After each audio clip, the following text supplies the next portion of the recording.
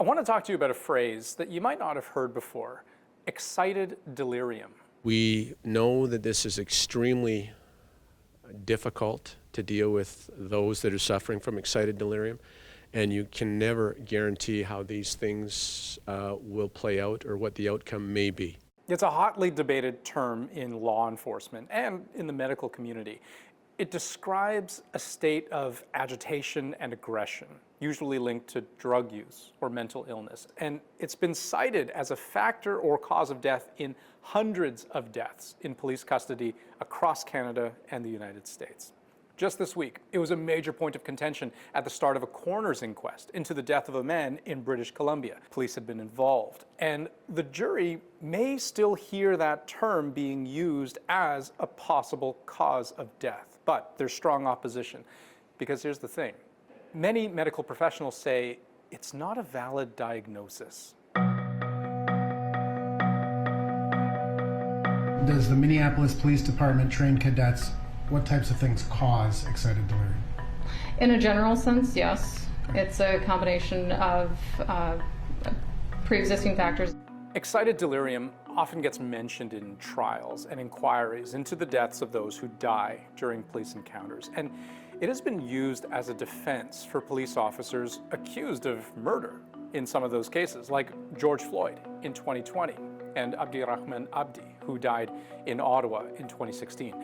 Some say it is disproportionately applied.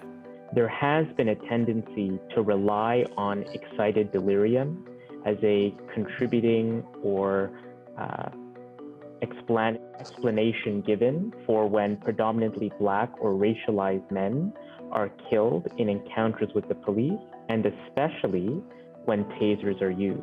Now, as you heard, many police officers are trained on how to identify excited delirium and how to handle people who show symptoms because they might be dealing with mental illness. Persons suffering from excited delirium may exhibit one or more of the following: irrational speech, speaking in gibberish, shouting, yelling, or screaming, confusion.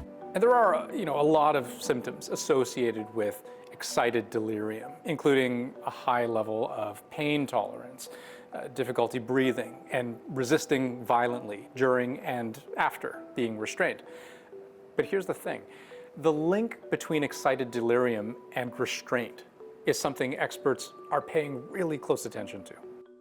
The more aggressive the restraint, the more likely they were to die. That's Dr. Michael Freeman. He's a consultant in forensic medicine and forensic epidemiology.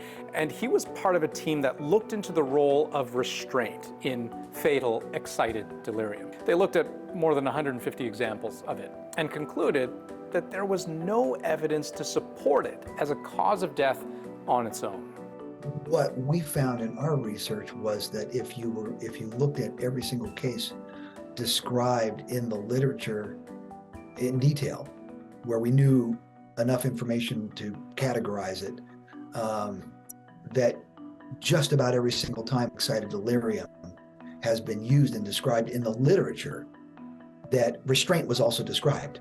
And medically, attributing a death to excited delirium, experts say there's just nothing concrete to point to. Excited delirium is a diagnosis that's, when used as a cause of death, has no pathophysiologic evidence. There's nothing where you can say we did a blood test, for example, and we found it's excited delirium, or we found physical evidence of excited delirium. And that is exactly what critics point to as a reason why it shouldn't be a valid diagnosis. And many are moving away from the term. Not to say that there isn't, a focus on trying to understand it better, but bottom line, most medical organizations don't acknowledge excited delirium as a diagnosis, including the American Medical Association, the American Psychiatric Association, and the World Health Organization.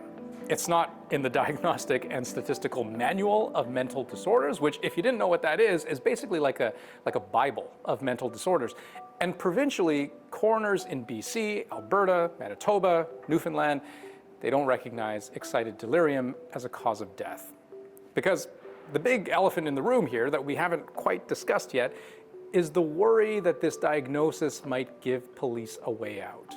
a form of cover when things get dangerously physical. If you say it's excited delirium, it's basically the fault of the person who died. They had drugs in their system, they were violent, whatever the basis for calling it excited delirium is.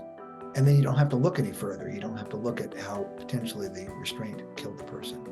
So instead, professionals are pushing to look at in-custody deaths more holistically. Clearly, drugs, mental illness can play a part in a person's agitation. But there are other things that one needs to consider, and I think these are some of the things that coroners, juries, or juries have to deal with, which is the response to somebody who is acting with so-called superhuman strength and may need to be restrained because of potential harm to themselves or others. And as I mentioned at the beginning of the story, that's coming into play this week here in Canada. The public inquest into the death of Miles Gray, who died in Burnaby, BC in 2015 after a confrontation with Vancouver police. It's going on right now. Now, the inquest was supposed to hear from at least one expert on excited delirium, which led to a disagreement between lawyers from both sides on which views of excited delirium could be presented, but the presiding coroner decided to wait until testimony from a forensic pathologist, to see if either expert was even needed. So whether it will come up remains to be seen. And if in the unfortunate event that we have another coroner's inquest, that we look more carefully and better understand all the factors that went into the loss of life, so that we can put in place the sorts of protocols and processes to make sure this sort of thing does not happen again. But here's the bottom line. The debate is actually still very much a debate between those who think excited delirium is just an excuse and those who think it just needs to be better understood.